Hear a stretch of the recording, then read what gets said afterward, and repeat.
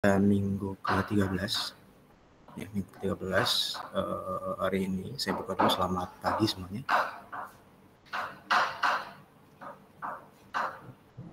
Pagi Pak. Pagi Pak. Pagi Pak. Oke, minggu ini kita masih di graf ya, masih dalam materi teori graf. Materi hari ini terkait dengan pohon. Ya, ini saya coba share screen terlebih dahulu.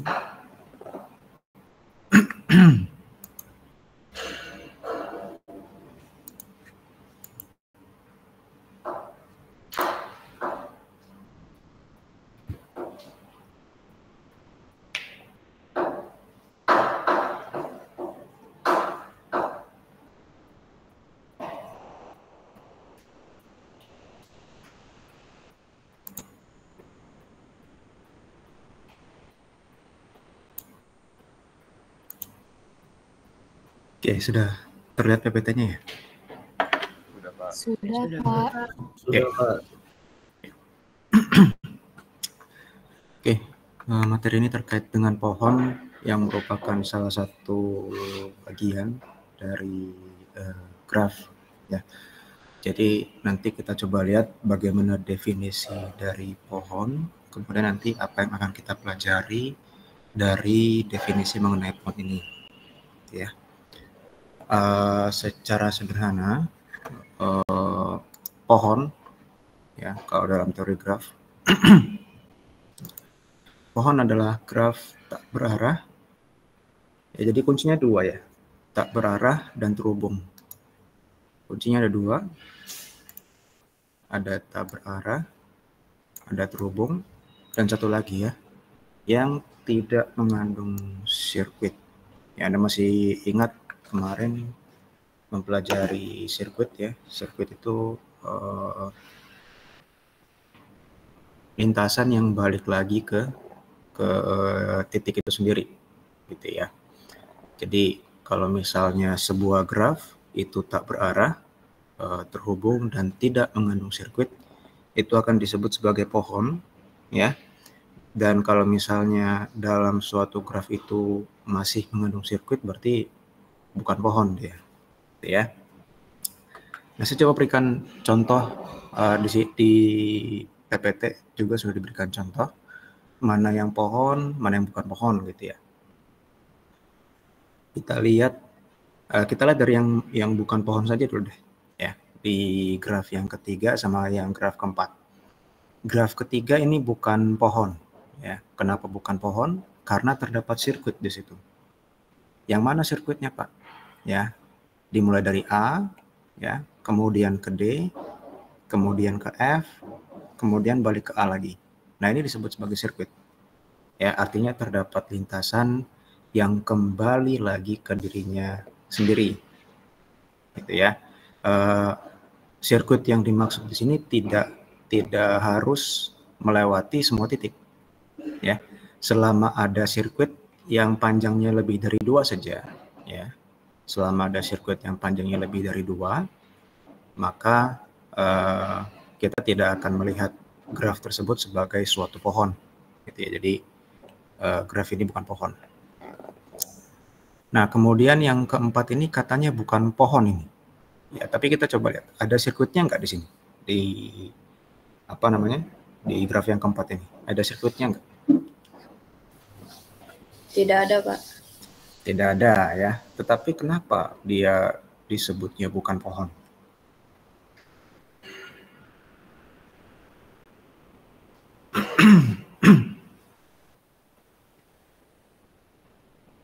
Graf keempat nih katanya tidak ada sirkuit, betul tidak ada sirkuit. Tetapi kenapa dia tetap bukan pohon gitu?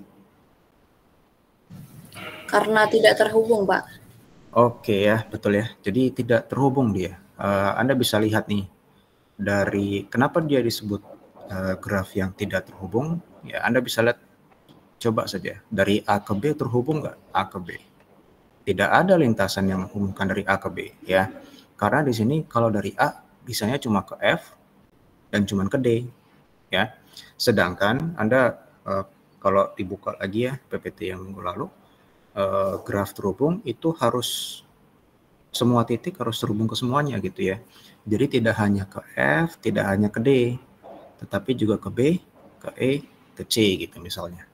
Ya. Jadi semua titik harus terhubung oleh suatu lintasan. Ya. Makanya di sini bukan pohon. Kuncinya tadi ya, 3 ya, tak berarah, terhubung, dan tidak mengandung sirkuit. Nah, jadi kalau misalnya sudah Anda lihat contoh graf yang bukan merupakan pohon, nah ini ada yang pohon nih. Ya, kita lihat nih. Yang pertama, ini graf pohon ya, karena di sini Anda bisa lihat tidak ada sirkuit. Ya, di sini mungkin saya coba perumum bahwa sirkuitnya itu panjangnya minimal minimal 3 ya. Karena kalau minimal 2 itu sama saja sisi di situ. Jadi graf yang di sini disebut sebagai pohon karena dia yang pertama terhubung. Ini dalam konteks graf yang tak berarah. Kemudian graf ini juga tidak ada sirkuitnya. Begitu juga dengan yang graf yang B di sini. Ya, graf B ini graf yang terhubung dan tidak ada sirkuitnya. Ya, tidak ada lintasan yang kembali lagi ke titiknya itu sendiri di situ. Ya. Nah, saya coba mungkin berikan contoh ya. Misalnya saya punya graf yang ada di sini misalnya. Ini kira-kira graf pohon nggak ini ya? Nah tuh, graf pohon bukan itu. Yang saya gambarkan warna merah itu. Bukan, Pak. Bukan ya. Anda bisa lihat bahwa yang saya gambarkan ini terdapat sirkuit ya. Ini kalau misalnya saya berikan titik A, titik B, misalnya titik C, titik D. Nah, ini mungkin supaya bisa mempermudah Anda gitu ya dalam melihat bahwa apakah dia ada sirkuit atau tidak. Sama juga tuh kayak kemarin-kemarin tuh untuk membuktikan apakah ada lintasan Euler atau enggak, ada lintasan Hamilton atau tidak. Kalau misalnya di dalam graf tersebut tidak termuat label dalam titiknya, Anda bisa berikan label sendiri. Ya. Nah, di sini yang merupakan sirkuit itu yang ini ya. Dari C ke D, D ke B, B ke C lagi. Ya, itu akan menjadi sebuah sirkuit yang artinya graf ini bukan merupakan graf pohon di situ. Oke, di situ ya. Sampai sini ada yang tanyakan?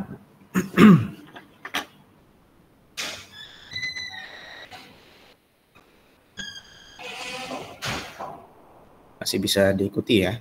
Saya coba lanjutkan dulu. Nah, ini kalau ada definisi mengenai pohon, berarti ibaratnya kalau ada sekumpulan pohon, kita bisa sebutnya sebagai hutan gitu ya. Kalau ada satu pohon, ya sudah pohon saja. Tapi kalau misalnya pohonnya lebih dari satu, itu kita sebut sebagai hutan. Kalau definisi secara formalnya, hutan adalah kumpulan pohon yang saling lepas, ya. Atau sebetulnya graf yang tidak terhubung, yang tidak mengandung sirkuit. Nah, kalau tadi kan ada definisi pohon kan ada 3 tuh, ya ada 3 ya. Tak berarah, terhubung, tidak mengandung sirkuit. Ya, jadi kalau yang di poin kedua ini tidak terpenuhi gitu ya, misalnya bahwa graf tersebut tidak terhubung, tetapi tetap tidak mengandung sirkuit, maka itu akan disebut sebagai hutan.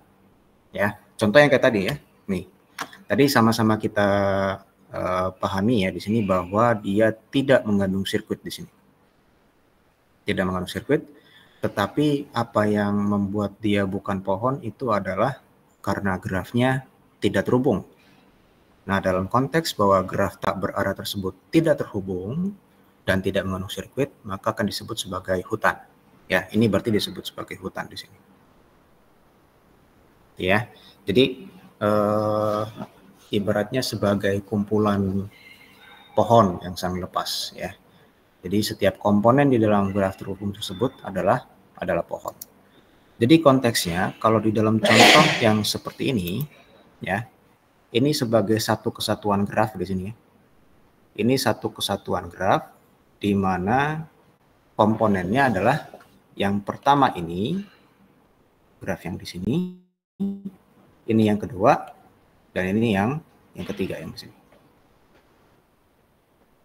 Nah itu. Jadi anggapannya sebagai satu kesatuan graf, tetapi graf ini tidak terhubung.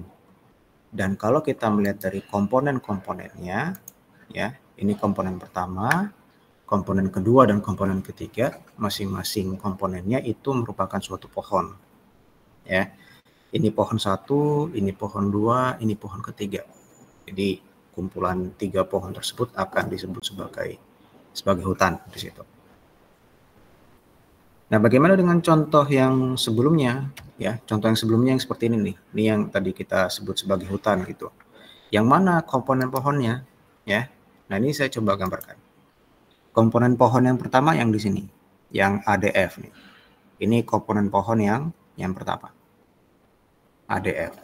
Ya, karena di sini ADF itu sebetulnya merupakan pohon, ya, yang memang terdapat di dalam satu kesatuan graf hutan di situ. Sedangkan komponen yang kedua itu saya coba gambarkan, berarti BCE ya. BCE. Nah ini.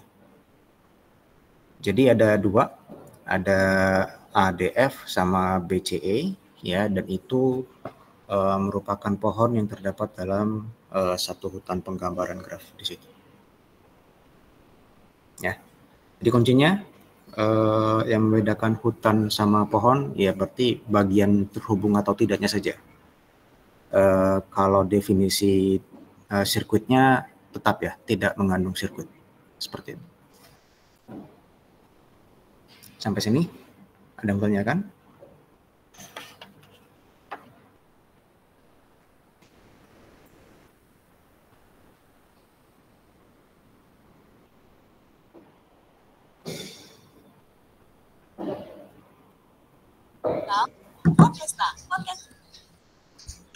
Silakan jika yang tanyakan ya.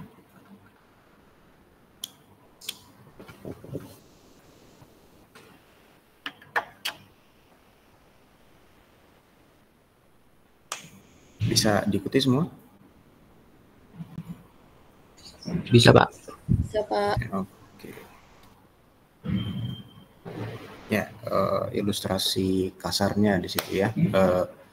Kumpulan pohon-pohon, kumpulan graf yang terhubung dan tidak memiliki sirkuit dikumpulkan jadi satu akan disebut sebagai hutan.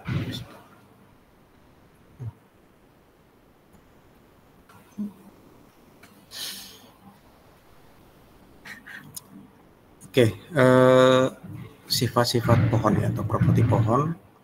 Di sini properti pohon itu disajikan dalam bentuk ekivalensi ya. Jadi kalau ekivalensi Anda sudah dapat ya pada saat awal pertama kali LMD ya. Ekivalensi yang digunakan di sini adalah dari segi simpul dan sisinya ya. Jadi kalau misalnya kita coba lihat, misalkan G adalah graf yang tak berarah, kemudian sederhana, dan jumlah simpulnya N. Ini masih konteks definisi graf yang biasa dulu. Ya, graf tak berarah, sederhana, dan jumlah simpulnya atau ordernya sebanyak N. Maka semua pernyataan di bawah ini adalah ekuivalen. Ya, jadi kalau ekuivalen itu berarti pernyataan satu menyebabkan pernyataan yang lainnya di situ, ya. Atau sebaliknya, ya, pernyataan yang keberapa menyebabkan pernyataan yang lainnya. Itu kan yang disebut sebagai implikasi di situ. Implikasi antara satu pernyataan dengan pernyataan yang lainnya. Oke, katanya di sini G adalah pohon. Setiap pasang simpul di dalam G terhubung dengan lintasan tunggal, ya. Kuncinya di sini tunggal ya. Ini tunggal.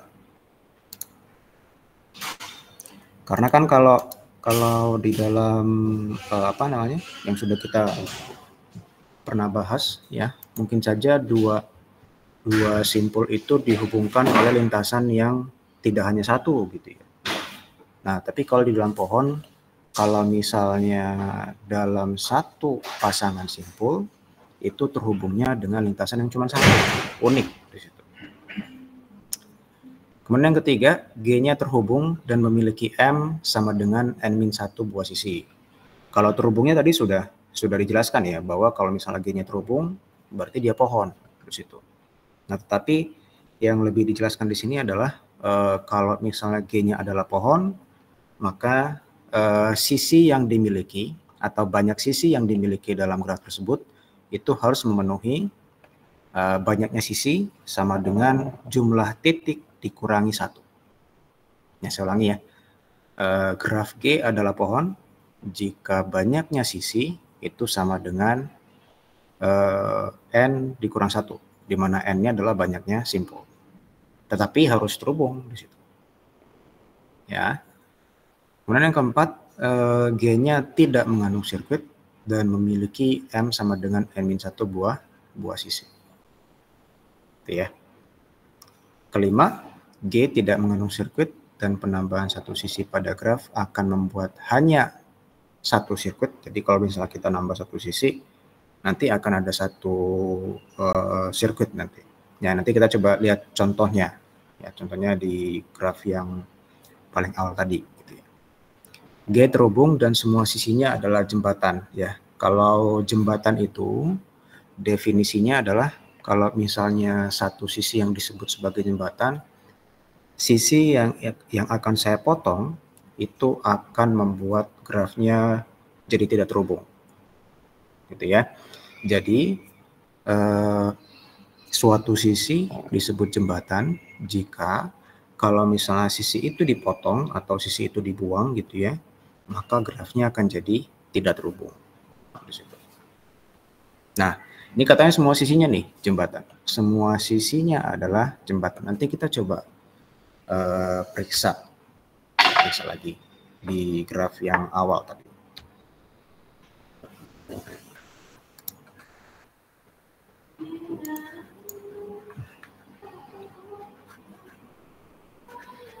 Oke, misalnya saya punya graf yang di sini ya, graf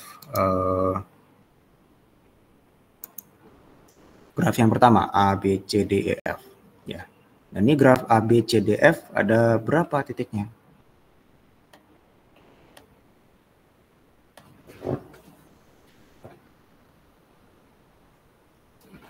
Ada berapa titik pada graf yang di sini? Ada 6, Pak. Ada 6, betul ya. Nah, kemudian Anda bisa lihat juga di sini bahwa sisinya itu ada satu AB, AD, ya, kemudian CD, ED, sama FD. Dan ini ada 5. Ya, M-nya sama dengan 5. Dan Anda bisa lihat di situ bahwa nilai M sama dengan 5 memenuhi bahwa M-nya sama dengan N dikurang 1. Gitu ya. Jadi kalau misalnya grafnya terhubung dan jumlah sisinya itu sama dengan jumlah titik dikurangi 1, maka dia merupakan pohon di situ. Ya.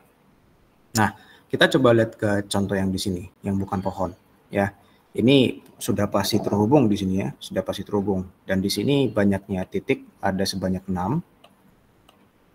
Ya, tetapi banyaknya sisi itu sama dengan 1, 2, 3, 4, 5, 6. Nah, 6 juga tuh. Ya. Nah, tentu saja tidak memenuhi bahwa M sama dengan N-1. Ya, ini justru malah M sama dengan N di sini. Ya. Karena tidak memenuhi bahwa M sama dengan N-1, berarti graf ini bukan graf pohon di situ. Ya. Nah, kita coba ke yang sebelahnya, sebelah kiri di situ. Di sini ada 6 titik juga nih ya. M-nya sama dengan N-nya sama dengan 6. Nah, bagaimana dengan sisinya di situ? 1, 2, 3, 4, 5 ya. Jadi M-nya juga sama dengan 5. Nah, karena graf yang kedua ini merupakan graf terhubung dan memenuhi bahwa M-nya sama dengan N-1 tadi ya.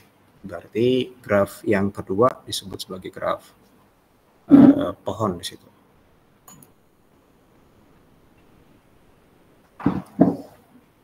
Nah, kemudian properti apa lagi yang bisa kita lihat ya?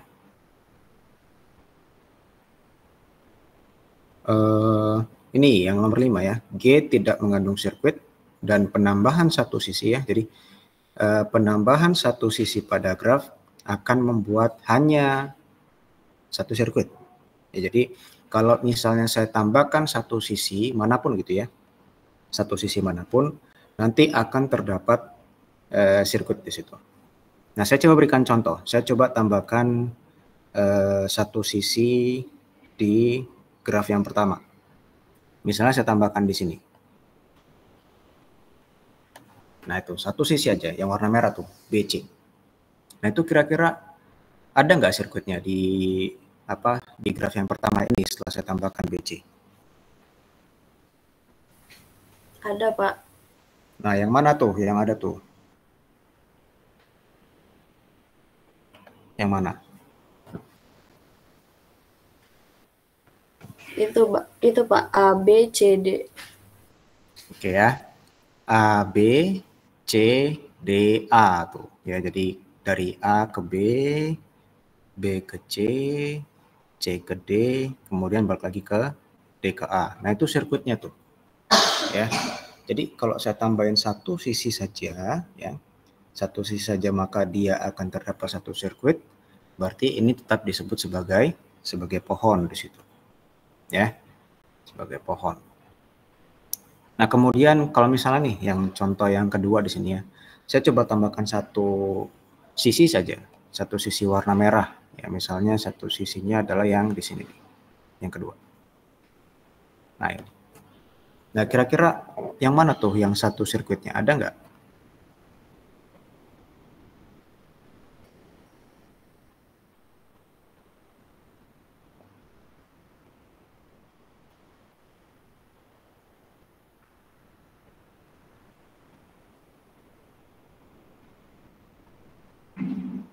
Ada ya. Di sini kita bisa lihat dari titik A saja deh mulai ya. Titik A ke titik F ya. Kemudian ke D, kemudian ke C, kemudian ke E, ke B, kemudian ke A. Nah, itu akan disebut sebagai satu sirkuit di situ. Jadi menariknya di sini ya, berarti kita cuma tambahin satu sisi saja malah akan membuat terdapat satu sirkuit di situ. Nah, yang menjadi salah satu properti lagi di dalam pohon ya, itu adalah kalau misalnya semua sisinya adalah jembatan. Ya, tadi sempat saya sebutkan definisi dari jembatan bahwa suatu sisi dikatakan jembatan jika kalau misalnya sisi tersebut saya hapus, maka nanti grafnya akan menjadi tidak terhubung di situ. Ya, karena sebetulnya gini, tidak semua sisi yang kalau saya hapus itu akan jadi tidak terhubung gitu ya. Saya coba berikan contoh nanti. Ya, contoh nih, graf yang kalau misalnya tidak semua sisinya itu adalah jembatan. Misalnya saya punya graf yang seperti ini, yang berwarna merah seperti ini.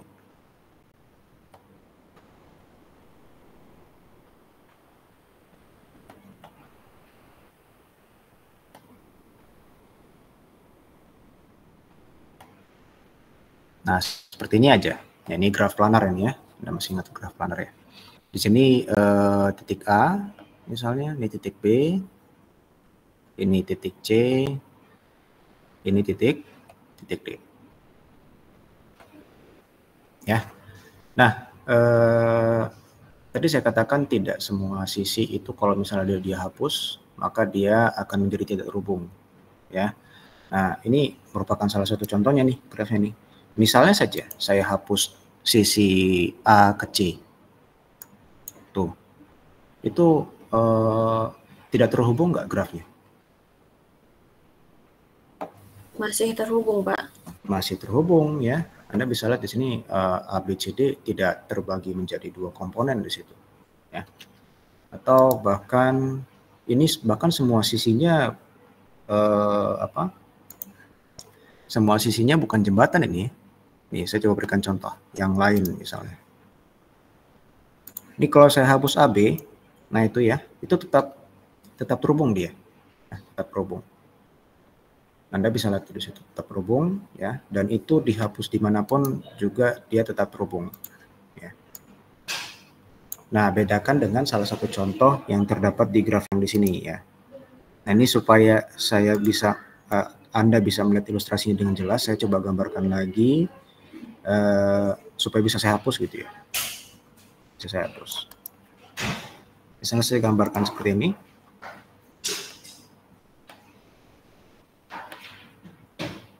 Ini C, ini D, ini E, ini F ya. A, B, ini C, D, ini E, ini F.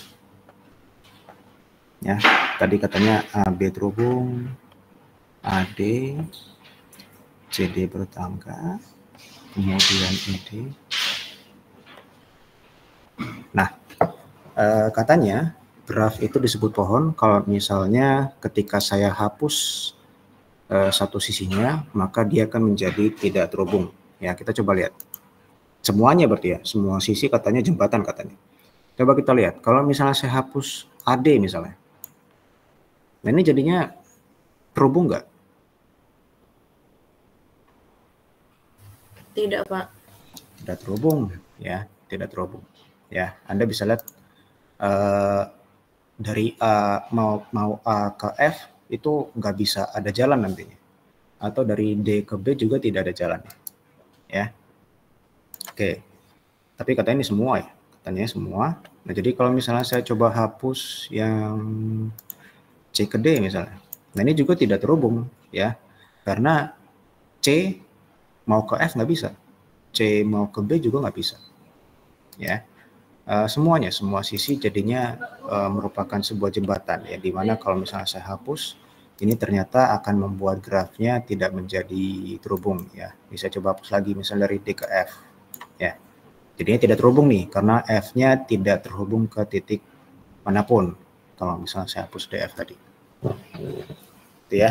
Nah, jadi semua properti tadi ya digunakan untuk membuktikan bahwa apakah sebuah graf itu pohon atau tidak di situ ya. Ini propertinya, penyajiannya berupa ekuivalensi di situ ya. Ada yang berdasarkan jumlah sisi, ada yang berdasarkan semua sisinya jembatan tadi ya.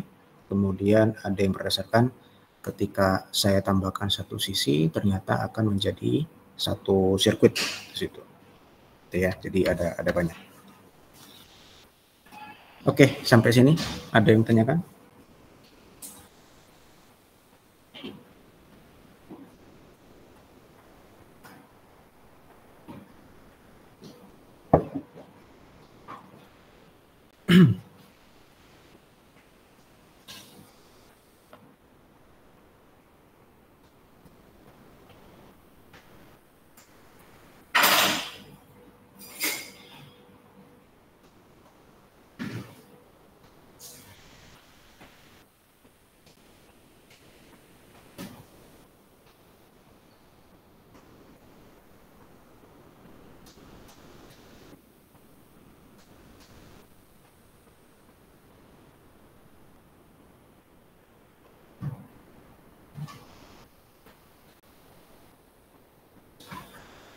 Masih bisa diikuti semua ya? Masih, Pak. Masih, Pak. Oke. Kalau gitu kita masuk ke pohon merentang ya. Kalau definisi merentang ini sudah saya ajarkan di minggu yang ke-9 ya. Tapi definisi merentang yang saya ajarkan itu terkait dengan graf yang biasa. Ya, kalau graf yang biasa ya berarti upagraf atau subgraf yang merentang di situ. Nah, kalau pohon merentang ya atau spanning tree dari graf terhubung adalah upagraf merentang ya yang berupa pohon. Nah, kalau di situ ada definisi mengenai upagraf merentang, berarti dalam suatu graf gitu ya, itu artinya adalah suatu graf di mana semua titiknya itu terambil ya. Jadi kalau misalnya ada G, berarti misalnya saya ada G aksen di situ. G aksen. Ya. G aksen itu berarti saya review lagi berarti ya.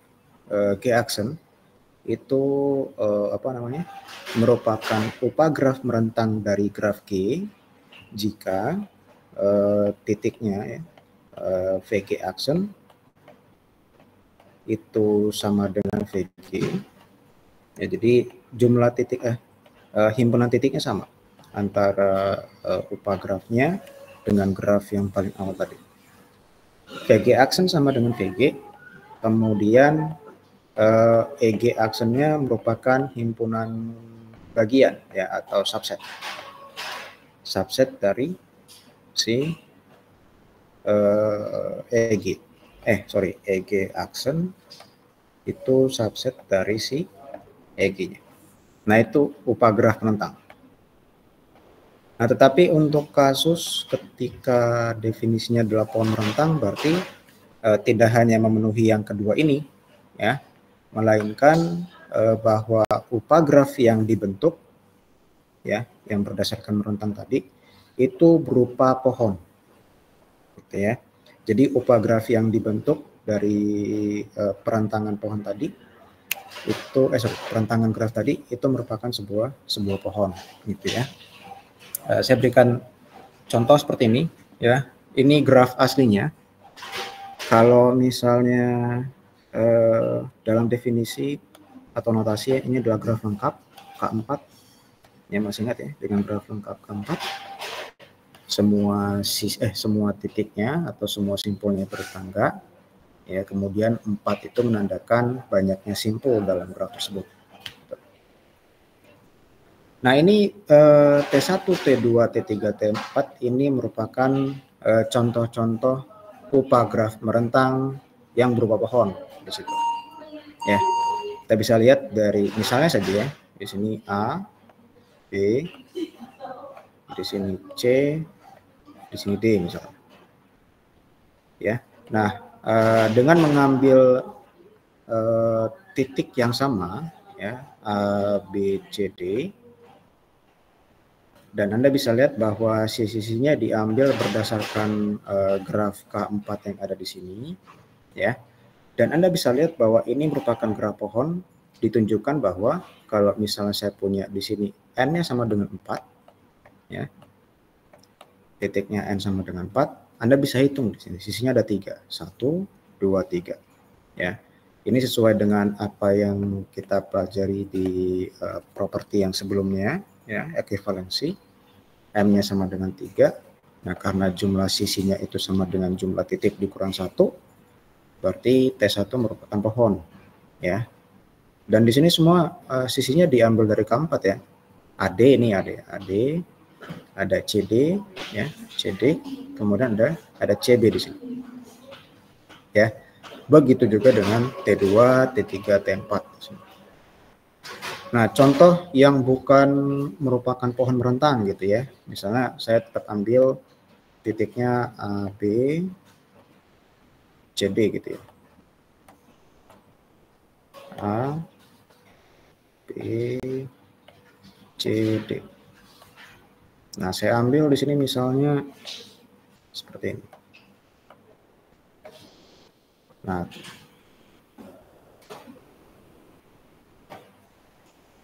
ya, graf yang ada di sini ini betul merupakan upah graf ya, upah graf merentang dari graf keempat ya. Kita bisa lihat di sini ada AB ya, AB kita ambil, kemudian BD, ada AD, ada AC di situ. Ya, ini betul upah graf merentang. Tetapi ini bukan merupakan pohon merentang ya. Kenapa bukan pohon merentang? Karena upah graf merentang yang kita ambil ini bukan merupakan sebuah pohon ya. Karena ada pohon di situ. Ada sirkuit di situ ya. Dari AD, kemudian D ke B, kemudian B ke A. Ada sirkuit di situ. Jadi upah graf merentang yang akan kita ambil dari graf keempatnya harus berupa pohon supaya nanti definisinya menjadi pohon merentang di situ. Nah, di sini juga diperlihatkan di PPT-nya bahwa dalam satu graf G ya, itu bisa memuat lebih dari satu pohon merentang ya. Ini contohnya yang T1 nih ya. Ini T2 nih. Ini T2 berarti diambil dari di sini ada AD, AC sama AB. Kalau yang ketiga di sini berarti dari DC, CB, BA ya. Yang keempat BA, AC, kemudian C ke D. Atau Anda bisa memberikan apa namanya? Pohon merentang yang lainnya di situ selain keempat pohon yang ada di sini. Misalnya seperti ini ya. Ini kan mungkin sedikit berbeda. Nah, ini misalnya. Ya, di sini ada yang dari AD, kemudian D ke B, kemudian BC di situ. Ini juga merupakan pohon merentang. Gitu ya. Oke, setiap graf terhubung mempunyai paling sedikit satu buah pohon merentang ya. Jadi paling sedikit satu buah pohon merentang. Dan ini konteksnya bahwa kita ambil dari graf terhubung. Kalau misalnya kita ambil dari graf yang tidak terhubung, berarti kita tidak bisa mendefinisikan pohon merentang ya. Karena dalam pohon itu merupakan graf yang berhubung. Kalau yang tidak terhubung itu dinamakan sebagai forest atau hutan. Ya. Graf tak terhubung ya, nih berarti yang poin kedua, dengan K komponen mempunyai K buah hutan merentang yang disebut sebagai hutan merentang di sini. Dua kata ya, hutan merentang artinya spanning forest di situ. Oke, sebelum saya lanjut, ada yang menanyakan?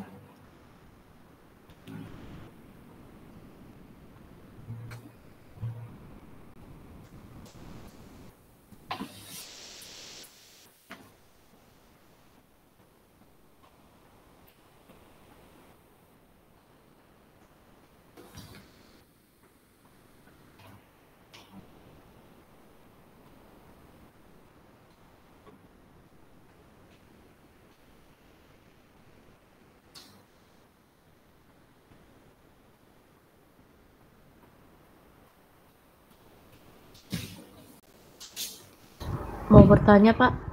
Boleh, silakan. Maksudnya itu graf tak terhubung dengan K itu yang terakhir tadi, Pak? Oh, ini. Ya itu, Pak. Maksudnya gimana ya, Pak? Maksudnya ya.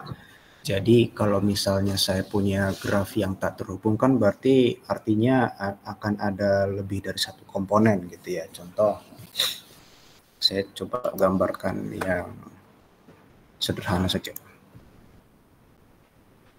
Oke, misalnya nggak apa-apa ya, agak sedikit lambat ya, nggak pakai drawing pad saya.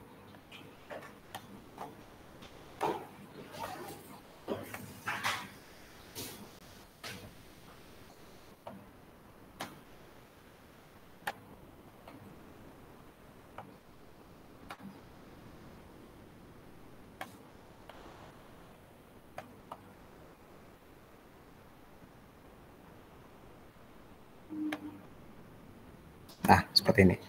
Ya, di sini kalau misalnya saya punya, atau supaya bisa melihat lebih jelas gitu ya, saya coba berikan label untuk masing-masing titik. Ini titik A, titik B, titik C, titik D, titik E, F, ini G, ini H, ini I. Ya, nah sebetulnya kita akan memandang graf ini sebagai satu kesatuan graf ya di sini, satu kesatuan graf. Nah, Anda bisa lihat bahwa graf yang satu kesatuan ini adalah graf yang tidak terhubung. Ya, kenapa tidak terhubung? Karena ya nggak ada gitu ya, dari A ke H saya nggak bisa tuh, dari A ke I saya nggak bisa, dari D ke E juga nggak ada lintasannya maksudnya ya, dari C ke G juga nggak bisa tuh ya. Nah kemudian yang disebut sebagai komponen itu adalah bagian dari graf tak terhubung yang ini mungkin kalimatnya agak rumit ya. Yang disebut sebagai komponen itu adalah bagian dari graf tak terhubung yang terhubung. Ya. Jadi bagian dari yang besar ini yang masih terhubung gitu ya. Contoh ya. Ini karena ini saya anggap sebagai satu kesatuan graf yang tak terhubung, berarti ada bagian yang terhubung berarti ya. Ada bagian terhubung ya. Jadi yang saya lingkari warna merah ini adalah satu graf tak terhubung. Tetapi kalau saya lihat yang bagian sini misalnya ya, yang 4 titik ini ABCD ini adalah graf terhubung ya. Kemudian yang EFGHI ini juga terhubung. Dalam satu kesatuan yang warna merah itu dia dianggap sebagai tidak terhubung, tetapi yang warna hijau dia terhubung. Nah, ini akan disebut sebagai satu komponen. Ya, ini akan disebut sebagai komponen. Jadi komponen itu adalah bagian dari graf yang tidak terhubung. Ini komponen 1. Yang ini komponen 2. Nah, itu. Ini komponen 2. Nah, jadi satu graf tidak terhubung itu akan memuat misalnya 2 komponen, 3 komponen, 4 komponen, dan seterusnya. Ya. Nah, yang dimaksud dengan graf tak terhubung dengan K komponen itu mempunyai K buah hutan merentang. Ini mungkin ini, ini saya revisi ya. Ini bukan hutan ya.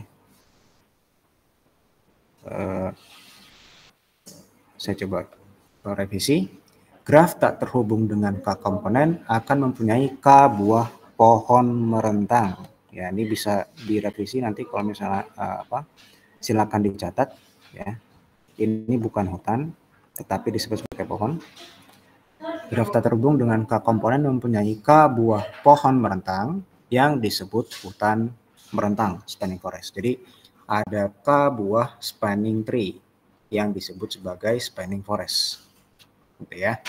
Jadi kalau misalnya K-nya 2 ya, ini yang saya gambarkan ini berarti 2 komponen di sini. Graf tak terhubung dengan dua komponen. Ada komponen 1, ada komponen 2. Ya. Katanya graf tak terhubung dengan kalau misalnya K-nya 2 komponen akan mempunyai 2 buah pohon merentang yang disebut hutan merentang. Ya. Nah, bagaimana Pak cara mengambil 2 buah pohon merentang? Nah, berarti dari komponennya saja, ya.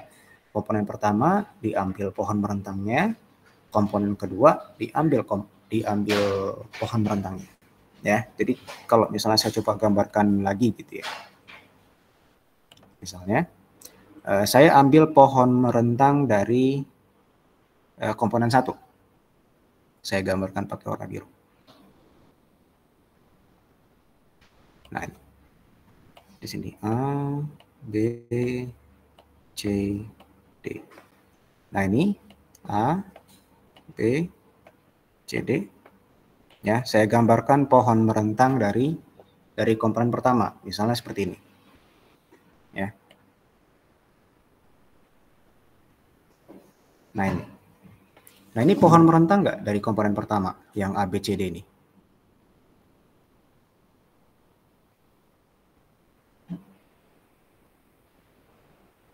Iya, Pak.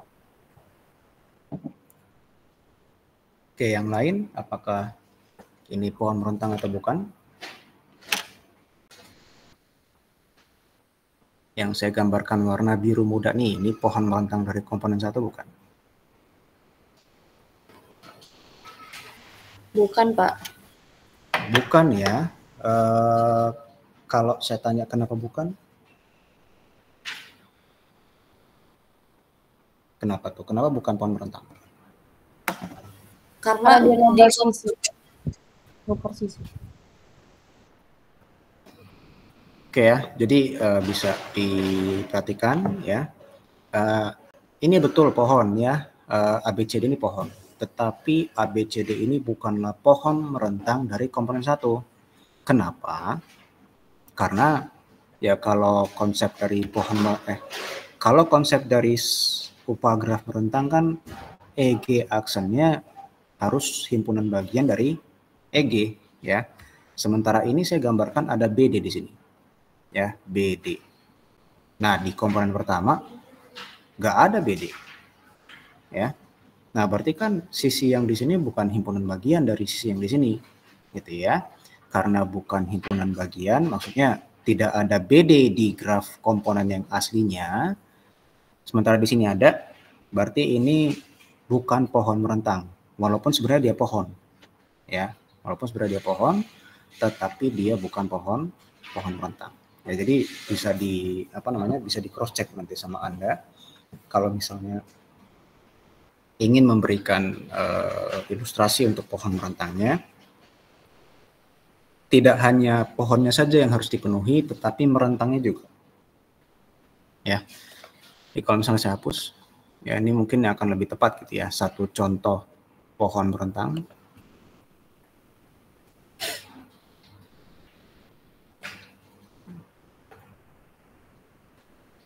Nah ini ya, ini mungkin salah satu contoh pohon merentang dari komponen pertama. Kemudian saya akan gambarkan pohon merentang dari komponen yang kedua. Misalnya di sini ini E, ini F, ini G, ini H, ini I. Ya, saya gambarkan misalnya seperti ini.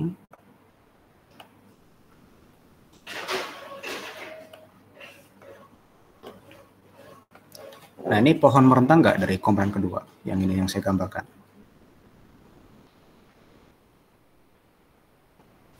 Pohon merentang, Pak. Oke, pohon merentang ya. Jadi semua sisinya ada di komponen yang kedua. Anda bisa lihat ada EF, ada GF, ada IF, ada HF di situ. Jadi ini merupakan pohon sekaligus juga merentang. Ya. Nah, ini pohon merentang yang pertama diambilnya dari komponen pertama. Ini pohon merentang kedua diambilnya dari komponen kedua. Berarti di sini akan memuat dua pohon merentang yang kalau misalnya secara definisi akan disebut sebagai hutan merentang di situ. Ya. Jadi diambilnya dari komponen yang memang terdapat di dalam graf tak terhubungnya di situ. Sampai sini oke?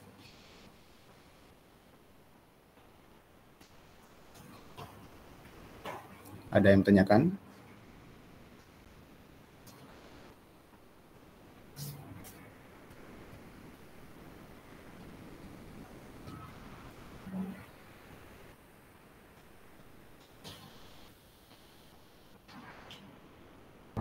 Cukup, Pak.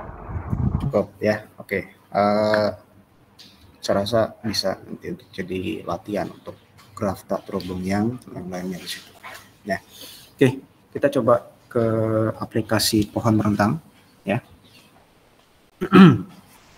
Oke, bagaimana nanti aplikasi pohon merentang? Ya, jadi yang pertama adalah kita ingin menghitung atau ingin membuat gitu ya, membuat ruas jalan, tapi penghitungannya adalah jumlah ruas jalan seminim mungkin yang menghubungkan semua kota, gitu ya, sehingga setiap kota tetap terhubung satu sama lain, ya.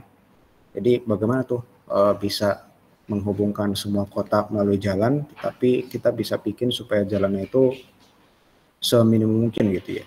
Nah ini nanti aplikasinya bisa untuk memperkecil biaya atau kos pembuatan jalan gitu ya. Kalau misalnya ingin terhubung satu sama lain, dari satu desa ke desa lain gitu ya, kemudian dari satu tempat ke tempat yang lain, kira-kira bisa nggak kita bikin jalan yang minimum lah seperti itu, supaya tetap terhubung. Kemudian yang kedua, perutan routing pesan pada jaringan komputer. Jadi kalau misalnya kita ingin membuat suatu jaringan komputer, akan lebih baik kalau misalnya bentuk jaringan itu dalam pohon, ya. Nah ini contohnya seperti ini. Kalau misalnya jaringan komputernya di sini seperti ini, dan kita anggap di mana yang titik hitam ini sebagai suatu simpul gitu ya, titik hitamnya simpul, titik kontaknya juga simpul. Kemudian bisa nggak kita gambarkan satu pohon berentang supaya antar satu titik ke titik yang lain tetap terhubung, tetapi kita mengambil jumlah bobot yang paling minimum, gitu ya. Contohnya seperti ini, ya.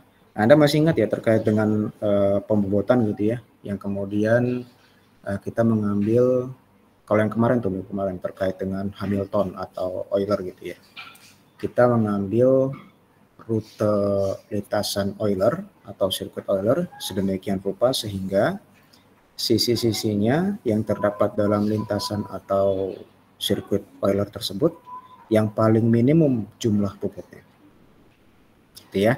Nah, kalau dalam konteks pohon merentang minimum, itu adalah pohon merentang yang berbobot minimum kalau kita ambil dari satu grafnya. Ya. Karena tadi sudah kita bahas bahwa dalam satu graf itu bisa saja mempunyai lebih dari satu pohon merentang. Ya.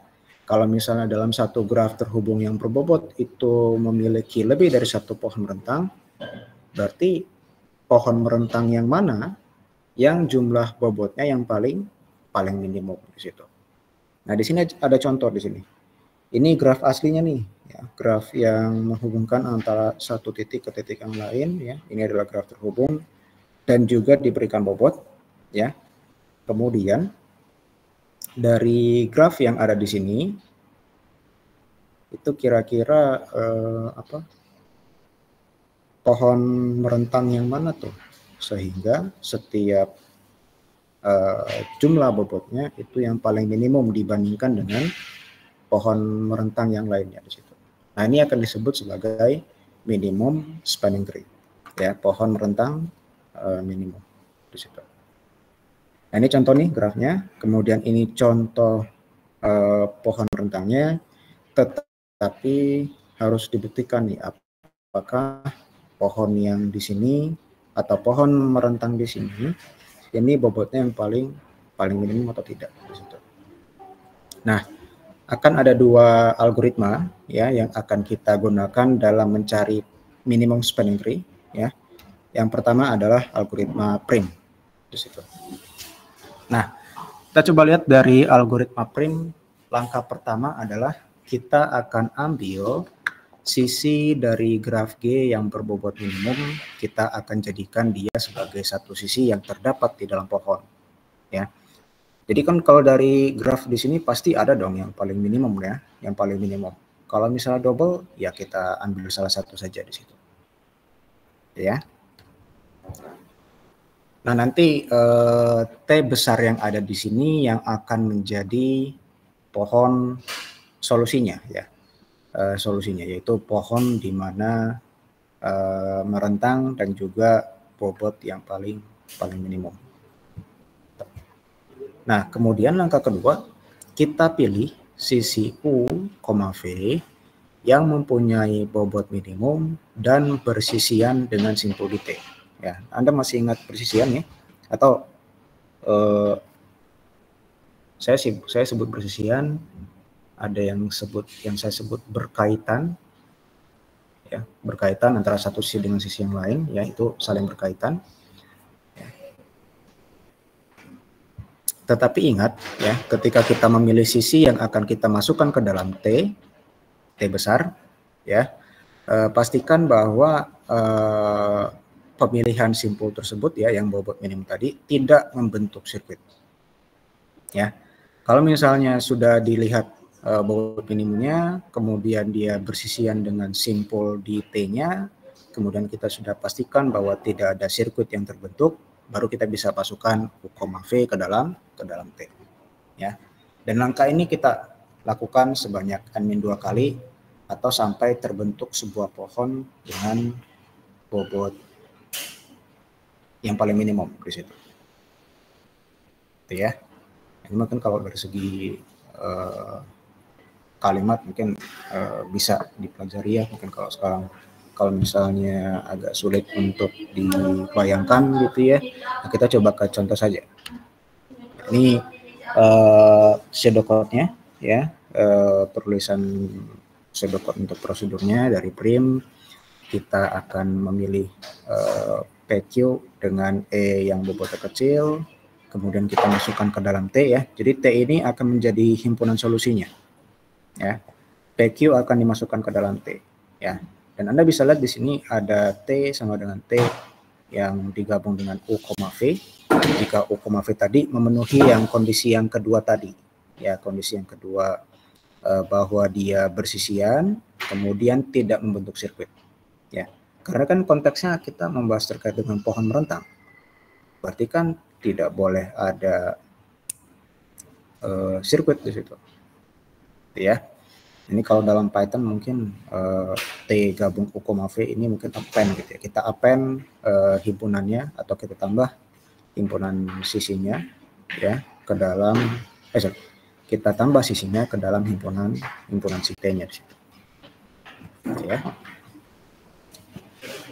Oke. Kita coba ke contoh di sini. Ada graf ya dari 6 titik. 1, 2, 3, 4, 5, 6. Ya.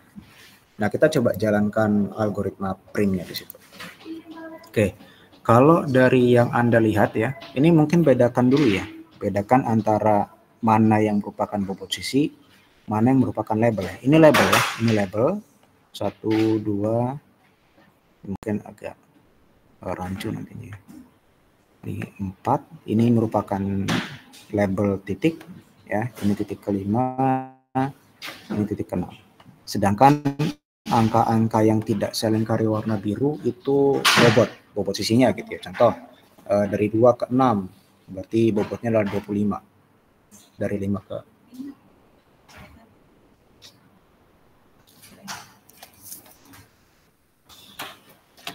dari 5 ke 6 gitu misalnya bobotnya 55 di situ. Ya. Nah, bagaimana kita melakukan algoritma prim untuk mendapatkan minimum spanning? Nah, kita coba lihat langkah pertama. Langkah pertama katanya ambil sisi dari graf G yang berbobot minimum, masukkan ke dalam T. Nah, berarti kita punya dulu tuh.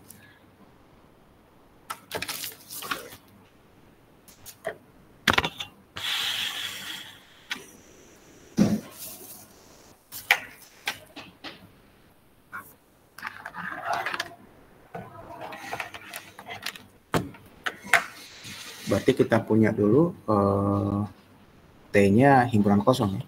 T-nya himpunan kosong aja dulu. Nah, kemudian kalau dari ke semua bobot ini ya, yang ke semua bobot ini, yang mana yang bobot yang paling minimum? Itu step pertama. Bobot mana yang paling minimum?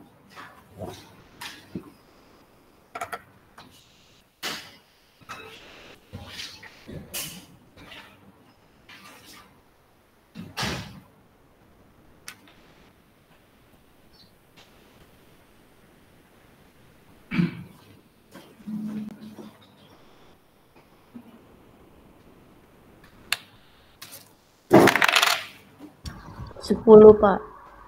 10 ya. 10 katanya yang paling minim.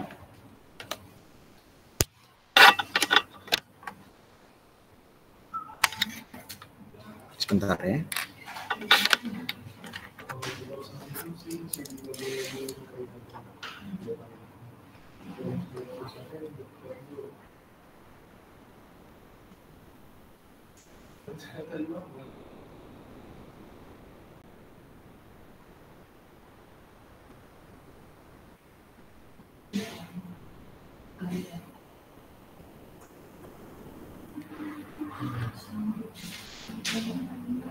Oke, katanya 10 yang paling minimum di sini ya.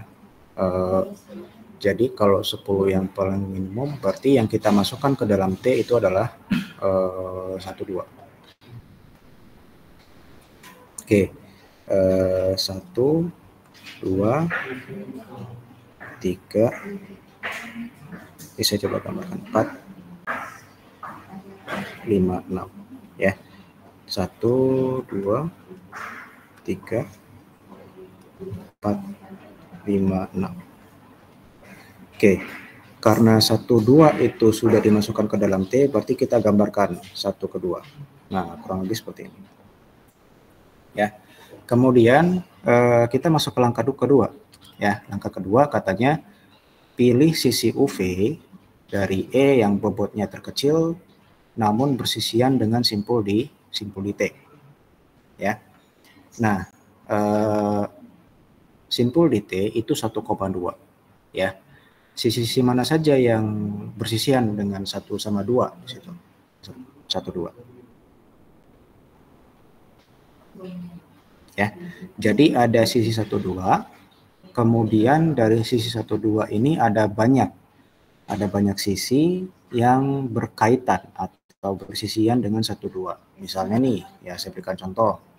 Ya. Ada 1 4 ya. Ini bersisian dengan 1 2. Ada 1 5. Kemudian apa lagi? Ada 26, ada 25, ada 223 ya. Nah, dari kesemua sisi yang bersisian ini ya, 14, 15, 26, 25 dan 23, yang mana yang bobotnya minimum? 14 Pak. 14 ya, 30 ya. 30 karena kalau 15 45. Oh, ada yang lebih minimum ya. 26 ini. Ya. 26 ini adalah yang bersisian juga, tetapi bobotnya adalah 25, yang lebih minimum 25. 40 dan 50 ya. Karena 26 yang paling minimum, berarti kita akan masukkan 26 di situ. Gitu ya. Sehingga akan kita gambarkan di pohonnya adalah 26. Oke, lanjut. Dari 12 sama 26 ya. Mana yang bobotnya minimum dari semua yang bersisian? 12 sama 26.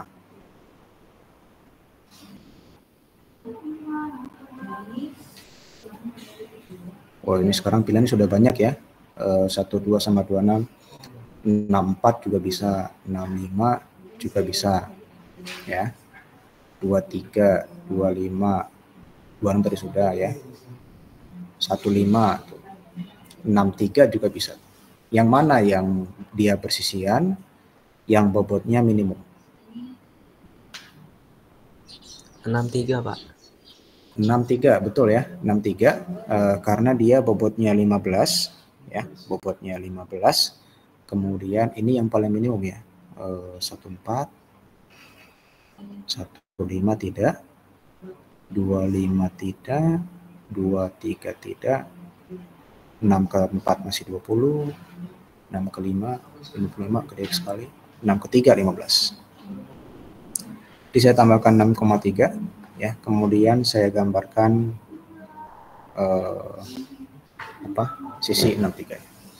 Lanjut dari keempat titik 1 2 2 6 6 3. Mana yang minimum lagi?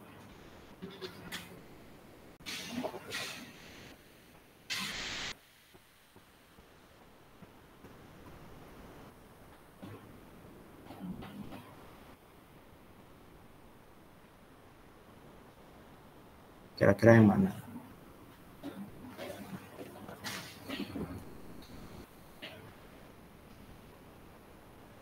Enam empat bukan Pak? Oke, 64 ya. Dari semua sisi yang bersisian dengan 12, 26, 63, ini 64 yang paling kecil bobotnya ya. Kita bisa lihat dari semua kemungkinannya 14 ya. 15, 25, 23 ya. Kemudian ini dari semua kemungkinan yang 64 ya, karena masih bersisian dengan titik 6 di situ. 64. Oke. Jadi kita gambarkan 64. Nah, kemudian dari 1, 2, 26, 63, 64. Mana yang selanjutnya nih? Yang paling apa namanya? Yang paling kecil.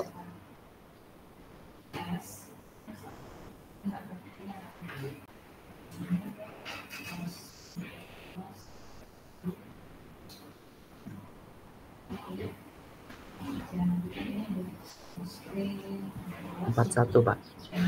41 ya. Coba kita lihat 41. Ini tadi saya coba lingkar lagi. Oke, katanya 41. 41. Ya, tapi saya coba lihat dulu. Kalau 41 yang saya masukkan ya, ini betul ya, kalau 41 kan mungkin yang paling minimum gitu ya, di antara 45, 40, 35, 55, 50. Kalau saya masukkan 41, ini akan menjadi ada sirkuitnya ya. Padahal kita pengennya tidak ada sirkuit ya. Ini sirkuitnya 1 ke 4, 4 ke 6, 6 ke 2, 2 ke 1. Ini sirkuit. Ya. Padahal kita inginnya tidak ada yang namanya sirkuit di situ. Jadi 41 itu tidak dipilih walaupun bobotnya yang paling kecil dari yang semua yang tersisa di situ. Ya, dari semua yang apa namanya? Yang bersisian dengan titik tersebut. Ya, jadi 41 tidak akan dipilih. Nah, kira-kira titik apa dong? Sisi apa yang kita pilih? 35 Pak. 35. Sorry, ini warna biru aja. Oke, 3 ke 5 katanya. Oke, tadi kalau 30 sudah dicoret, berarti 3 ke 5 dia 35.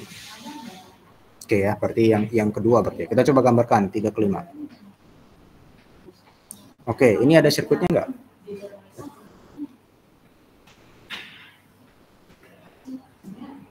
Nggak ada Pak.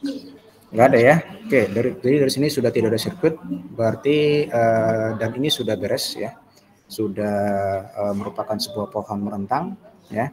Anda bisa lihat sisinya juga ada 1, 2, 3, 4, 5 dan bobotnya itu akan sama dengan 1, 2 tadi 10, 2, 6 sorry, ini ditambahkan dulu 3, 5. Oke, yang kedua 2 ke 6 dia 25. Kemudian 63 dia 15. Kemudian 6 ke 4 dia 20. Kemudian 35 dia 35. Ini sama dengan berapa nih? 10 tambah 25, 35 tambah 16, 50 tambah 20, 70 tambah 35. Nah, jadi graf inilah yang nantinya akan menjadi pohon rentang dari graf ini, tetapi dengan bobot yang minimum di sini. Nah, ini akan menjelaskan bagaimana cara kerja dari algoritma prim di situ. Gitu ya. Sampai sini ada yang mungkin masih bingung gitu ya dari apa namanya? Dari step-stepnya algoritma prim gitu. Silakan.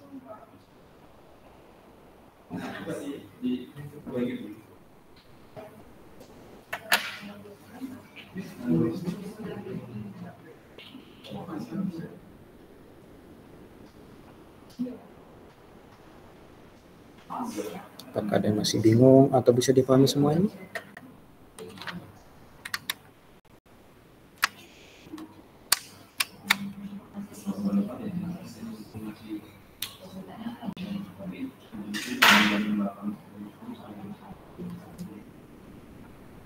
Masih bisa diikuti semua? Bisa, Pak. Bisa, Pak. Oke ya. Nah, jadi tadi mungkin kuncinya yang tadi ya, supaya tidak terkecoh gitu ya. Mungkin kita bisa gitu ya, yang menjadi fokus kita adalah, oh Pak, fokus kita mungkin ke minimum gitu ya. Ambil aja yang minimum, selama dia bersisian nggak masalah gitu ya. Tetapi perhatikan juga ya, dengan pemilihan yang minimum di sini, akibatnya apakah dia akan menjadi ada sirkuit atau tidak ya. Kalau jadinya nanti akan ada sirkuit, ya berarti tidak akan dipilih ya, karena di sini bahasan kita adalah pohon ya, pohon itu tidak ada sirkuit gitu. Jadi harus hati-hati ketika kita memilih sisi, dan kita duga itu adalah bobot yang paling minimum dari semua yang tersisa, dipastikan juga bahwa tidak akan terbentuk suatu sirkuit di dalamnya. Di situ. Ya kuncinya di sirkuitnya aja. Ya. Oke, jadi ini hasilnya ya, dan kita bisa mendapatkan pohon rentang dengan bobot yang paling minim. Ya. Oke, ini langkah-langkahnya ya.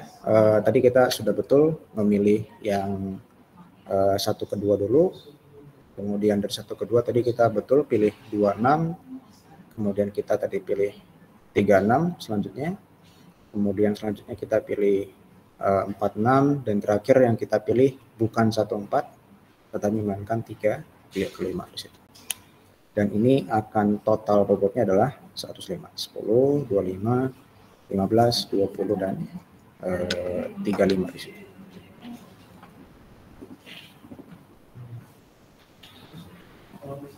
Oke ya, kalau tidak ada pertanyaan kita lanjut ke algoritma berikutnya gitu.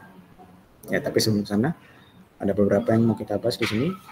Pohon merentang yang dihasilkan tidak selalu unik meskipun bobotnya tetap sama. Ya, jadi sebetulnya kalau misalnya Anda kerjakan tadi algoritma prim, ya tidak harus bahwa pohon yang didapatkan itu unik gitu ya. Tergantung dengan bobot yang terdapat pada masing-masing sisi. Bisa saja nanti ketika Anda mengerjakan gitu ya, yang satu sama yang lain itu hasilnya berbeda, tetapi bobotnya tetap sama, ya silakan, gitu ya. Karena di sini penjelasannya adalah hal ini bisa terjadi kalau misalnya beberapa sisi ada yang akan dipilih, ada yang berbobot sama di situ, gitu ya. Nah contohnya seperti ini. Wah ini mungkin agak acak-acakan ya, tapi nanti bisa dikerjakan, ya bisa dikerjakan. Sebagai latihan saja, latihan di rumah, bahwa kalau misalnya kita mungkin menerapkan algoritma prim, ya, algoritma prim di sini ada 3 buah pohon berbeda, di mana bobotnya sama semua, yaitu 36, ya. Ada pohon yang pertama, pohon yang kedua, dan pohon yang ketiga, dan di sini berbeda semua bentuk pohonnya, ya. Selama memang semuanya adalah pohon yang merentang di situ. Ya, ini silakan dijadikan latihan. Oke, kemudian algoritma berikutnya yaitu algoritma Kruskal. Ya, jadi ada prim, ada Kruskal, dan ini sama tujuannya untuk mencari pohon merentang minimum spanning tree. Langkah yang digunakan di Kruskal ini sedikit berbeda dengan yang prim tadi, ya. Langkah pertama yang akan dijadikan bagian dari algoritma Kruskal itu adalah kita akan urutkan dulu semua bobotnya dari yang paling kecil sampai yang paling besar, ya. Sisi-sisi dari graf sudah diurut menaik berdasarkan bobotnya, dari bobot kecil ke bobot besar. T-nya masih kosong langkah pertama. Kemudian pilih sisi UV dengan bobot minimum yang tidak membentuk sirkuit di T. Tambahkan UV ke dalam T. Ulangi langkah 2 sebanyak N-1 kali. Nah, yang menjadi perbedaan antara prim sama Kruskal itu di langkah keduanya juga. Langkah keduanya di algoritma prim mengharuskan bahwa setiap kali langkah kedua itu diulang, dia harus persisian dengan titiknya, harus persisian. Ya. Sementara langkah kedua, karena sudah kita antisipasi di langkah 0 bahwa sisi-sisi dari grafnya sudah diurut menaik, maka kita tidak perlu lagi mengharuskan atau memberikan syarat perlu bahwa sisinya harus persisian dengan titik yang terdapat pada T. Gitu ya. Jadi berdasarkan pemilihan sisi dari bobot yang minimum saja. Selama dari sisi yang kita pilih dengan bobot minimum tadi itu tidak membentuk sirkuit di situ. Ya. Jadi bedanya di langkah 0 sama langkah 2. Langkah 2-nya hanya di bagian pemilihan sisi yang persisian atau tidak. Seperti itu. Contoh ya, berarti kita coba ke contoh. Oh, ini pseudocode-nya. Ya, kalau contoh sama kayak tadi. Ya. Nah, kita coba urutkan saja dari yang terkecil sampai yang terbesar. Gitu. Oke, yang paling kecil di sini 10 ya. 10 itu miliknya 12. Kemudian berapa lagi? 15 miliknya 36. Kemudian 20 miliknya 46. Kemudian 25 ya. 25 miliknya 26. 30 miliknya 14. Berapa lagi? 35 miliknya 35. 40 miliknya 25. 45 miliknya 15. 50 miliknya 23. 55 miliknya 56. Udah semua belum ini? Ya. 1, 2, 3, 4, 5, 6, 7, 8, 9, 10. 6, 7, 8, 9, 10. Udah posisi pas. Ya. Nah, kemudian kalau kita sudah mengurutkan dari bobot yang terkecil ke terendah, ya, kita coba gambarkan lagi titik yang terdapat pada grafnya. Ya, ini 1, 2, 3, 4, 5, 6. Ya, kalau sudah, berarti kita mulai dari awal saja nih. Kita mulai dari 10. Ya, ini kita gambarkan 10. 1 dulu. Kemudian 15. Berarti kita gambarkan 36. Nah, ini sedikit perbedaannya ya. Kalau di iterasi yang kedua tadi, ya, kalau yang algoritma print kita gambarkan 26. Algoritma print tadi, iterasi kedua kita gambarkan 26. Sedangkan kalau di algoritma Kruskal yang kita gambarkan di iterasi kedua itu adalah 36. Karena disesuaikan dengan bobot yang paling minimum. Ya, yang sudah kita urutkan dari yang terkecil sampai yang terbesar di situ. Kemudian 20, ya, 20 di sini. Kemudian 25.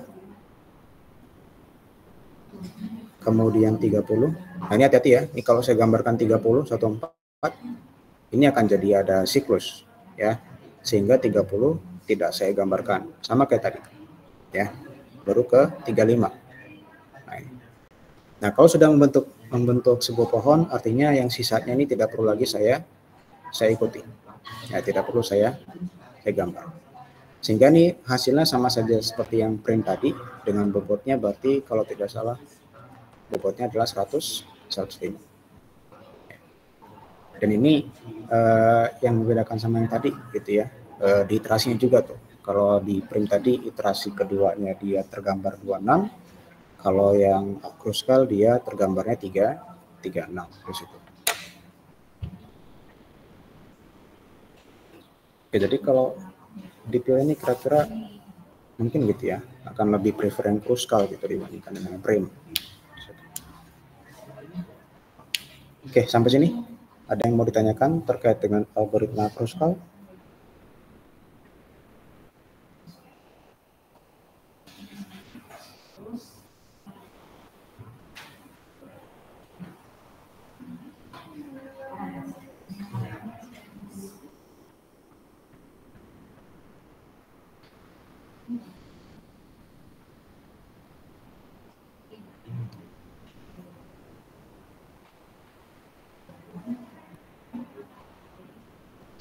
Bisa dipahami, Pak. Bisa. Oke, kalau gitu ya.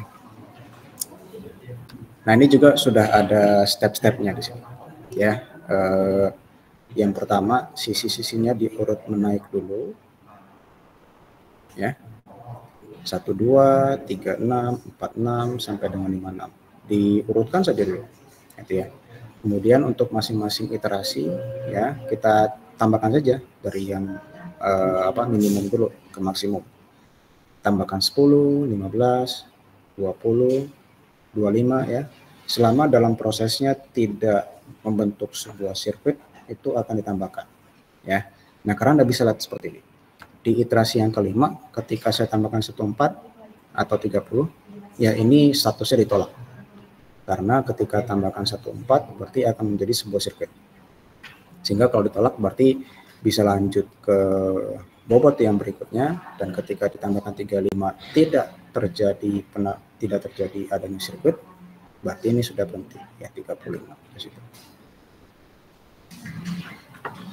Oke ya, ini silakan kalau misalnya nanti dilihat di latihan-latihannya, Anda bisa menentukan pohon merentang yang minimum ya, baik menggunakan algoritma Prim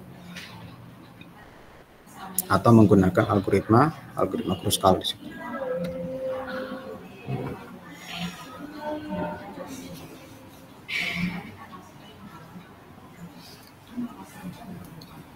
Oke, kalau sudah ya terkait dengan pohon merentang minimum ini saya coba jelaskan beberapa jenis pohon yang mungkin nanti akan lebih sering ditemui ya. Ini mungkin lebih sering ditemui di mata kuliah lain gitu ya. Mungkin ada di di Alpro atau mungkin di mata kuliah lainnya, kesehatan gitu misalnya. Pohon berakar ya.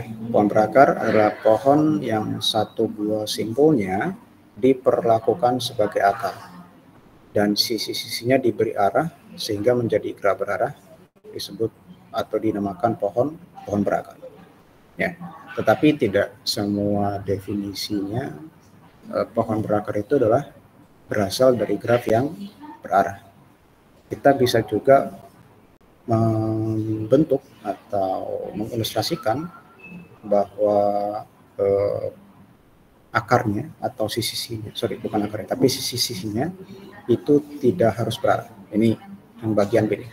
Sebagai perjanjian tanda panah pada sisi dapat dibuang, ya, sehingga di sini anggapannya sebagai suatu graf pohon yang ada kayak ilustrasi akarnya di sini. Ya, Anda bisa ini pohon ya, tidak ada sirkuit dan juga ini terhubung di situ. Ya, ini dinamakan pohon berakar.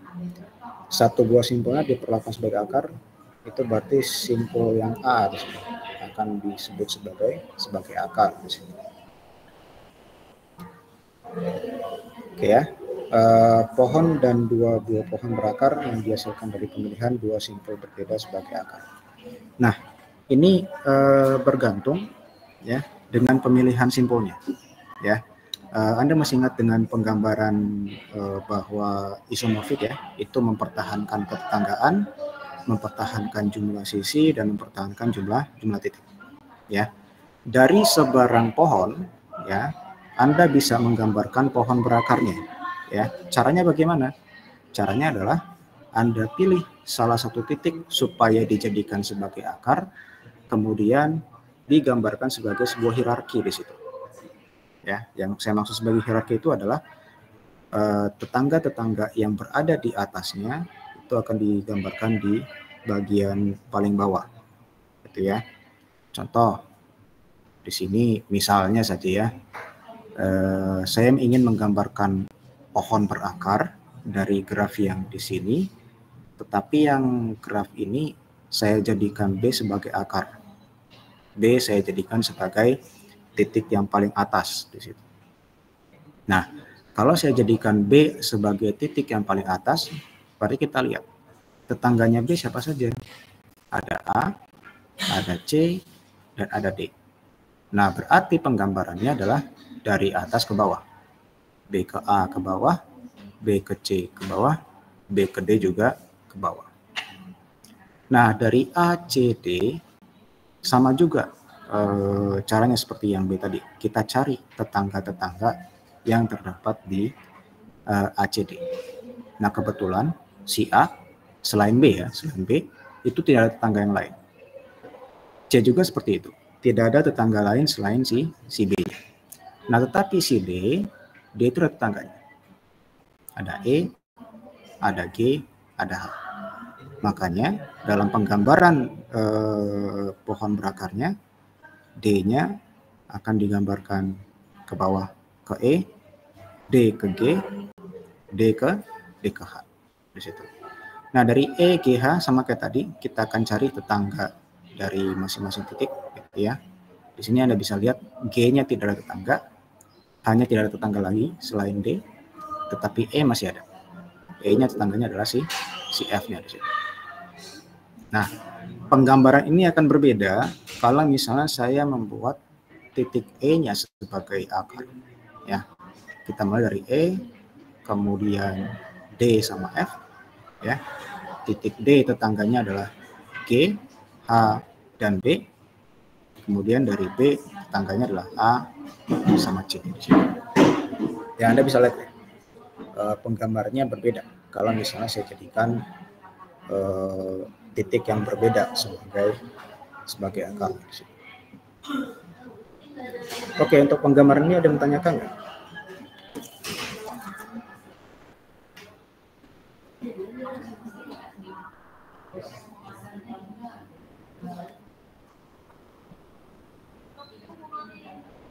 Atau misalkan nih, saya punya, misalnya saya ini kan B nih, ini E ya. Misalnya saya mulai dari D deh, mulai dari D. Nah, kalau D tetangganya siapa saja?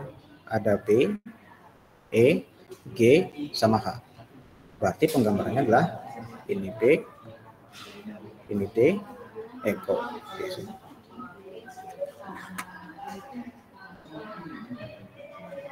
Bukan D ya.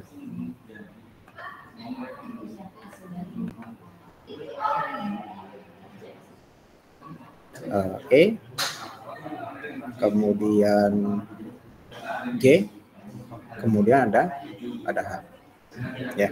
Nah, dari keempat titik ini yang mana yang bertetangga selain D gitu ya? Dari B dulu. B-nya bertetangga dengan A dan C. Ya, berarti dari B saya gambarkan lagi ke bawah seperti hierarki di sini. A sama C. Kalau E itu masih sama F. Kalau G-nya kosong, H-nya juga kosong. Nah, ini berarti sudah selesai ya. Sudah semua titik tercover.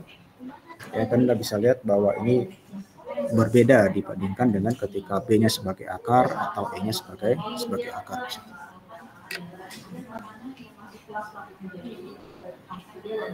Oke ya, kalau tidak ada kita coba lanjut sedikit ya. Ini terminologi pada pohon berakar ya. Yang pertama itu ada anak dan orang tua ya. Nah, ini karena penggambaran pohon berakar itu seperti hierarki atau seperti silsilah keluarga gitu ya. Anggapannya di sini yang semakin ke atas itu berarti semakin orang tua, sedangkan semakin ke bawah itu berarti semakin anak-anak. Artinya keturunannya gitu ya, dari keturunan pertama, kedua, ketiga, keempat, dan seterusnya. Contoh nih ya, kalau saya gambarkan bentuk pohon berakar yang seperti ini, berarti ibaratnya gitu, ibaratnya B, C, dan D adalah anak-anak dari simpul A. Sedangkan A adalah orang tua dari B, C, dan D. Gitu ya. Atau misalkan nih, E itu adalah orang tua dari H, I, J misalnya. Atau misalnya L sama M itu adalah anak-anak dari si K di sini. E sama F anak-anak dari si P. Ya, dan seterusnya. Analoginya adalah semakin ke atas semakin orang tua, sedangkan semakin ke bawah berarti semakin anak-anak. Berarti kan tergantung penggambaran pemilihan titik akarnya di situ, ya, berbeda-beda, bisa seperti itu. Oke, lintasan ini sudah dipelajari ya waktu di minggu sebelumnya. Lintasan dari A ke C adalah ABEC, dan lintasan dari A ke C adalah 3. Dan Anda masih ingat tadi ya, karena kalau pohon, kalau yang berdasarkan ekuivalensi tadi ya, yang properti tadi, lintasan dari A ke J itu cuma satu-satunya, tidak ada yang lain, ya, cuman ABEJ, ya, tidak ada lintasan lain, artinya lintasannya unik gitu ya, cuma satu-satunya. Saudara kandung, sibling, ya, F adalah saudara kandung dari E, ya, ini istilahnya sama saja kayak silsilah gitu ya, silsilah, kalau ada anak, ada orang tua, berarti ada saudara, gitu ya. Artinya di sini F adalah saudara kandung dari E, tetapi G bukan saudara kandung dari si E, lebih ke sepupu dia. G sepupunya si E, karena walaupun satu kakek, tetapi beda orang tua di situ. E, F, G satu kakek di situ. Tetapi EF orang tuanya adalah B, G orang tuanya adalah D, orang tuanya berbeda. Ya, upah pohon ini sama kayak pengertian untuk upah graf, tapi dalam upah pohon. Derajat juga sudah kita pelajari di sebelumnya, artinya di sini berdasarkan titik yang bertetangga dengan. Oh, ini berarti definisinya bukan derajat yang biasa di situ ya. Kalau dalam konteks derajat untuk pohon berakar itu berdasarkan banyaknya jumlah anak. Ya, karena seperti ini.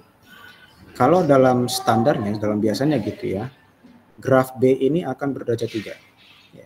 B ke E, B ke F, dan B ke A. Tapi di sini derajat B adalah 2, karena memang B itu sendiri memiliki anak sebanyak 2, E dan F. Di situ. Ya. Nah di sini ya, derajat T adalah 1 dan derajat C adalah 0. Jadi memang lebih ke banyaknya anak yang terdapat dalam graf pohon berakar tersebut. Ada definisi mengenai daun ya, simpul yang berderajat 0 disebut daun ya, berarti contoh nih yang berderajat 0 misalnya C, F, H, I, C ya, atau mungkin yang saya katakan daun itulah yang tidak mempunyai anak di sini atau tidak mempunyai anak. C tidak mempunyai anak, F, H, I, C ya, LM tidak mempunyai anak. Ya. Kemudian simpul yang mempunyai anak disebut simpul dalam, tetapi di luar si akarnya yaitu si A ya. Jadi B, D, E, G, K itu adalah simpul dalam karena dia memiliki anak tetapi selain si simpul akar, titik akarnya tadi. Oke, untuk level ini karena tadi ya, karena penggambaran kita berdasarkan hierarki itu berarti masing-masing ada levelnya, kayak keturunannya lah. Keturunan ke-0, keturunan pertama, kedua, keturunan ketiga, keturunan keempat. Jadi sederhananya seperti itu. Misalkan kalau tinggi ini berarti ya di dalam graf tersebut penggambarannya itu ada beberapa keturunan ya, tapi dimulai dari 0 ya. Yang harus diingat di sini karena tingkatnya dimulai dari 0, berarti penggambarannya adalah untuk tinggi dari graf berakar. Pohon berakarnya itu dari 0, 1, 2, 3 sampai 4 di situ. Oke, sampai di sini ada yang mau ditanyakan?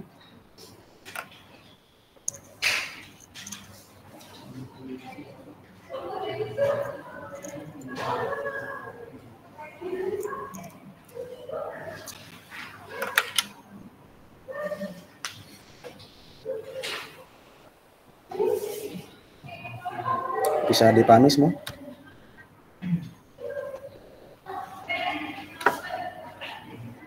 Bisa, Pak. Bisa, Pak. Oke, bisa ya. Kalau gitu materinya sudah cukup untuk minggu ke-13 ya. Kita sudah pelajari terkait dengan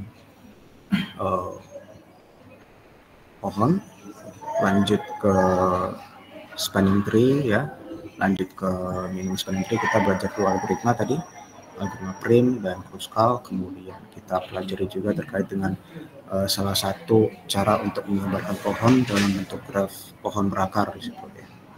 Nah, di sini nanti harapannya bisa diulangi kembali ya, karena tadi sudah belajar istilah-istilah baru lagi. Coba dilihat, mungkin ada latihan-latihan sumber-sumber referensi di internet atau di buku acuan utama kita, itu dijadikan sebagai latihan ya, kemudian dicobakan soal latihan. Oke, untuk absen nanti berdasarkan absen Jimit saja, nanti akan saya pindahkan ke Siakan seperti itu ya. Kemudian untuk minggu ini karena memang sudah online untuk semua, artinya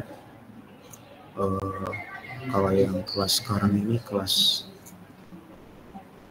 saya lupa lah ya.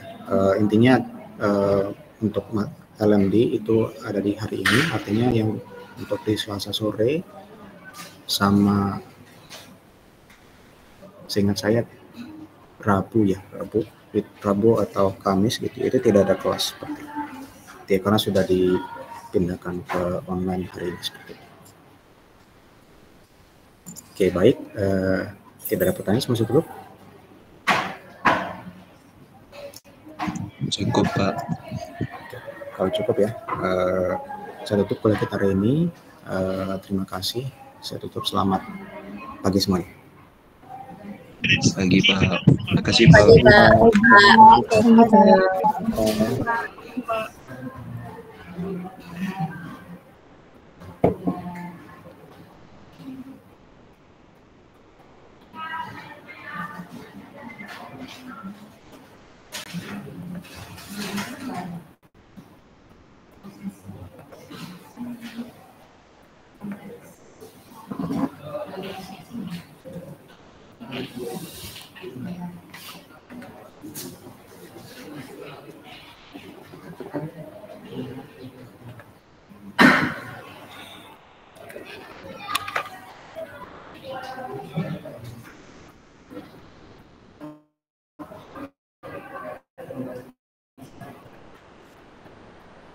kasih ya, Pak.